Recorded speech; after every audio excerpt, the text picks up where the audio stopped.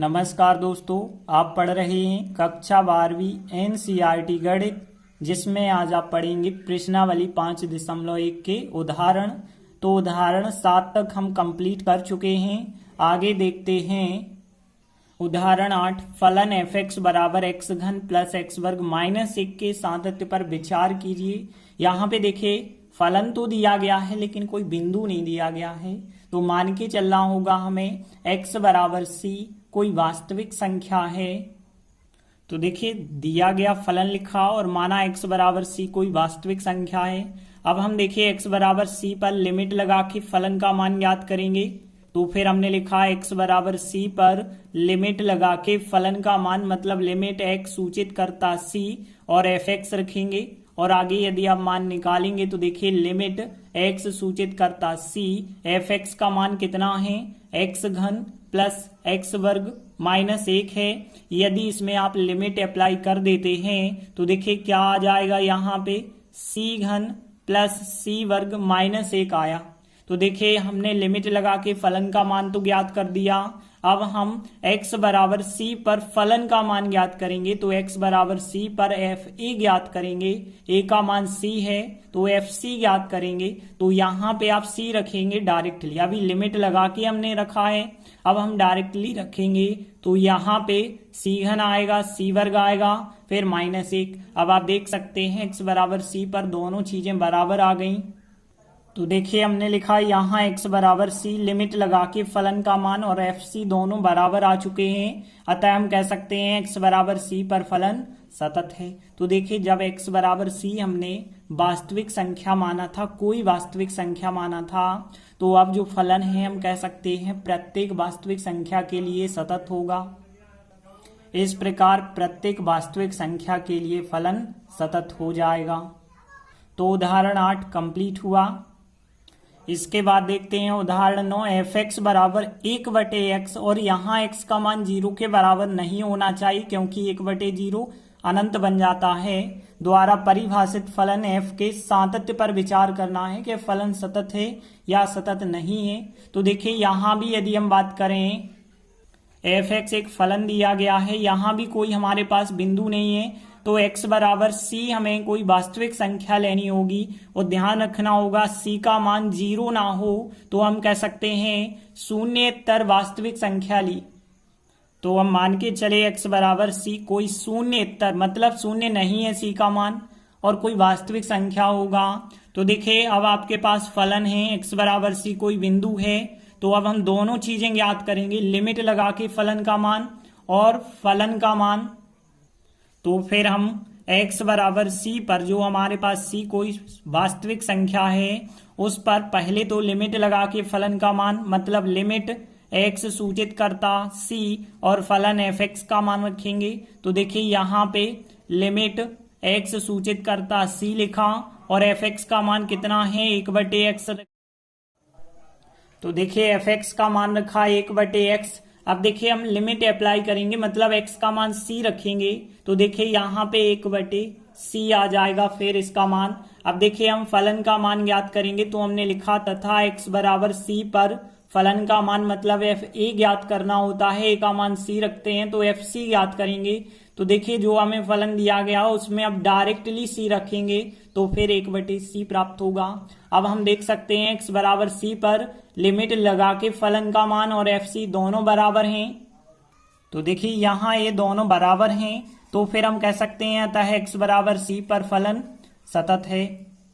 और यदि x बराबर c पर फलन सतत हो गया है तो c हमने कोई शून्येतर संख्या मानी थी, वास्तविक संख्या, तो हम कह सकते हैं इस प्रकार प्रत्येक शून्येतर वास्तविक संख्या के लिए फलन सतत है। इस प्रकार उदाहरण 9 भी कंप्लीट हुआ। इसके बाद उदाहरण 10 है। निम्नलिखित फलन के सातत्य पर विचार कीजिए। हमें पता करना है यह फलन सतत है या सतत नहीं है। तो देखिए यहाँ पे यदि हम देखें, यदि x का मान 1 से छोटा रखते हैं तो हमेशा यह फलन लिया जाएगा। लेफ्ट में भी यह होगा, राइट में भी यह होगा। तो हम कह सकते हैं x यदि 1 से छोटा है तो यह फलन सतत होगा, और 1 से बड़े के लिए यह फलन लिया जाता है। 1 से बड़ा यदि हम कहें x बराबर 2 के लिए तो लेफ्ट में भी यही फलन होगा, राइट में भी यही होगा। तो यदि x का मान हम 1 से बड़ा लेते हैं तब यह फलन क्या होगा, सतत होगा। तो देखिए हमने लिखा चूंकि यदि हम x छोटा है 1 से लेते हैं तो उसके लिए फलन x प्लस 2 लेना होगा, और यदि x का मान 1 से छोटा रखते हैं तो उसके लेफ्ट में राइट में यही फलन चलेगा, इसलिए यह फलन क्या होगा, सतत होगा।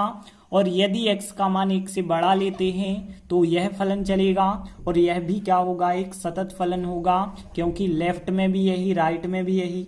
तो फिर हम कह सकते हैं अब हम केवल x बराबर 1 के लिए ही चेक कर पाएंगे, क्योंकि 1 के छोटे के लिए यह है, 1 से बड़े के लिए यह है। तो अब हम केवल x बराबर 1 के लिए सातत्य का परीक्षण करेंगे। तो देखिए अब हम क्या कर रहे हैं, x बराबर 1 पर देखिए यहाँ पे x बराबर 1 के छोटे के लिए अलग है, बड़े के लिए अलग है, मतलब अब हमें लेफ्ट हैंड और राइट हैंड लिमिट ज्ञात करनी होंगी। तो x बराबर 1 पर लेफ्ट हैंड लिमिट ज्ञात करेंगे और राइट हैंड लिमिट। तो देखिए लेफ्ट हैंड लिमिट में होता है लिमिट x सूचित करता एक माइनस का चिन्ह, और लेफ्ट हैंड के लिए मतलब छोटे के लिए तो 1 से छोटे के लिए फलन कितना लेना है, आपको x प्लस 2 लेना है। देखिए आप चाहे तो आप h के रूप में बदल के भी कर सकते हैं, या फिर डायरेक्टली लिमिट का मान रखेंगे तो x का मान 1 रख देंगे हम, तो 1 प्लस 2 मतलब आपको 3 आंसर प्राप्त हो जाएगा। तथा x बराबर 1 पर अब हम राइट हैंड लिमिट ज्ञात करेंगे। तो देखिए राइट हैंड लिमिट कैसे ज्ञात करनी होगी, यहाँ पे लिखना होगा लिमिट x सूचित करता 1 और प्लस का चिन्ह लगाएंगे, और राइट हैंड लिमिट मतलब बड़ा वाला फलन ये रहा आपका। तो देखिए यहाँ पे x माइनस 2 है, यहाँ पे यदि आप लिमिट अप्लाई कर देते हैं तो देखिए x के स्थान पे 1 रखेंगे, 1 माइनस 2 माइनस 1 हमें प्राप्त हुआ है। देखिए दोनों के दोनों बराबर नहीं आ रहे हैं, तो हमें फलन का मान ज्ञात करने की आवश्यकता बिल्कुल नहीं है। सीधा हम कहेंगे कि यहाँ x बराबर 1 पर लेफ्ट हैंड लिमिट का मान बराबर नहीं आ रहा है राइट हैंड लिमिट के, अतः हम कह सकते हैं x बराबर 1 पर फलन सतत नहीं है। तो देखिए हमने लिखा आता है x बराबर 1 पर फलन सतत नहीं है। देखिए और बिंदुओं पर भले ही सतत है, लेकिन जब x बराबर 1 के लिए सतत नहीं है तो हम कहेंगे इस प्रकार से पूरा फलन सतत नहीं है। तो इस प्रकार से जो दिया गया फलन था वो सतत नहीं होगा। तो उदाहरण 10 कंप्लीट हुआ। इसके बाद उदाहरण 11 देखें। निम्नलिखित प्रकार से परिभाषित f फलन के समस्त सभी असतत बिंदुओं को या असांतत्य बिंदुओं को ज्ञात कीजिए। देखिए हमें जो फलन दिया गया है, यदि हम देखें x जब 1 से छोटा है तो हमेशा यही फलन लिया जाएगा और यह फलन सतत होगा। यदि 1 से बड़ा है तो भी यह फलन जो है सतत होगा, लेकिन यदि फिक्स 1 है तो देखिए यहाँ पे छोटे के लिए अलग होगा, बड़े के लिए अलग होगा। तो x बराबर 1 ही ऐसा बिंदु होगा जो असतत हो सकता है। तो देखिए हमने लिखा चूंकि x यदि छोटा है 1 से तो आप देख पा रहे हैं यही फलन लिया जाएगा, और x यदि 1 से छोटा है, जैसे मान के चलिए 0 है या माइनस की संख्या है, तो यही लेफ्ट में भी होगा, यही राइट में भी होगा। तो इस प्रकार से यह सतत फलन होगा। और यदि हम बात करें x का मान 1 से बड़ा है, जैसे x का मान 2 लेते हैं, तो 2 से छोटे के लिए मतलब 2 से लेफ्ट के लिए और राइट के लिए यही फलन लिया जाएगा। तो फिर x बड़ा है 1 के लिए यह फलन भी सतत हो जाएगा। अब देखिए हम केवल x बराबर 1 पर नहीं कह सकते हैं सतत होगा कि नहीं होगा, तो x बराबर 1 पर हम सातत्यता का परीक्षण करेंगे। तो देखिए x बराबर 1 पर हमें left hand right hand limit दोनों ज्ञात करनी होंगी। तो देखिए अब हम क्या ज्ञात कर रहे हैं, x बराबर 1 पर लेफ्ट हैंड लिमिट ज्ञात कर रहे हैं। तो लेफ्ट हैंड लिमिट का मतलब है लिमिट x सूचित करता 1 माइनस का चिन्ह अब लेफ्ट में, मतलब 1 से छोटा फलन यदि हम देखें तो 1 से छोटा फलन कौन सा है, x प्लस 2 है। x प्लस 2 हमने लिया। देखिए यहाँ पे आप चाहें तो h के रूप में बदल के भी कर सकते हैं या डायरेक्ट भी कर दें। तो x का मान आपको 1 रखना होगा, तो 1 प्लस 2 मतलब आपको 3 आंसर मिल जाएगा। देखिए यदि हम राइट हैंड लिमिट ज्ञात करें तो तथा x बराबर 1 पर राइट हैंड लिमिट। देखिए राइट हैंड लिमिट कैसे ज्ञात की जाएगी, लिमिट x सूचित करता 1 और राइट हैंड मतलब प्लस का चिन्ह लगाएंगे, और राइट हैंड लिमिट में बड़ा वाला फलन 1 से बड़ा वाला फलन x -2 है तो x -2 रखा। लिमिट अप्लाई करेंगे, x का मान 1 आएगा, 1 -2 करेंगे -1। यहाँ पे हम कह सकते हैं दोनों बराबर आंसर नहीं आ रहे हैं, तो यहाँ x बराबर 1 पर लेफ्ट हैंड लिमिट और राइट हैंड लिमिट बराबर नहीं आ रहे हैं, दोनों बराबर नहीं है। तो फिर हम कह सकते हैं अतः x बराबर 1 पर फलन सतत नहीं है। तो देखिए हमने लिखा अतः x बराबर 1 पर फलन सतत नहीं है मतलब असतत है, तो x बराबर 1 हो जाएगा असतत बिंदु। तो देखिए हमने लिखा है इस प्रकार फलन का असांतत्य या असतत बिंदु केवल x बराबर 1 होगा, क्योंकि 1 से बड़े के लिए 1 से छोटे के लिए तो फलन सतत था, लेकिन x बराबर 1 के लिए सतत नहीं हुआ है, तो असतत बिंदु केवल 1 ही आएगा। और उदाहरण 11 हमारा कंप्लीट हुआ। इसके बाद देखते हैं उदाहरण 12, निम्नलिखित फलन के सातत्य पर विचार कीजिए। तो देखिए यहाँ जो f(x) फलन है दो भागों में तो है, एक भाग x से छोटा है, एक भाग x से बड़ा है, लेकिन x बराबर 0 के लिए यह फलन परिभाषित नहीं है, मतलब x बराबर 0 के लिए कुछ भी नहीं बताया गया है। तो हम इसे फिर दो भागों में करेंगे। x यदि 0 से छोटा है तो अलग हम सतत की जांच कर लें, और x यदि 0 से बड़ा है तो इसके लिए हम अलग सतत की जांच कर लें। तो देखिए चूंकि x छोटा है यदि 0 से, तो उसके लिए फलन कौन सा है, x+2। अब देखिए यह सतत हम डायरेक्टली भी कह सकते हैं, लेकिन कैसे होगा हम आपको बता देते हैं। यदि हम कोई मान ले लेते हैं, जैसे c ले लेते हैं जो कि 0 से छोटा है, तो देखिए मान के चल रहे हैं x बराबर c कोई वास्तविक संख्या और c 0 से छोटा है।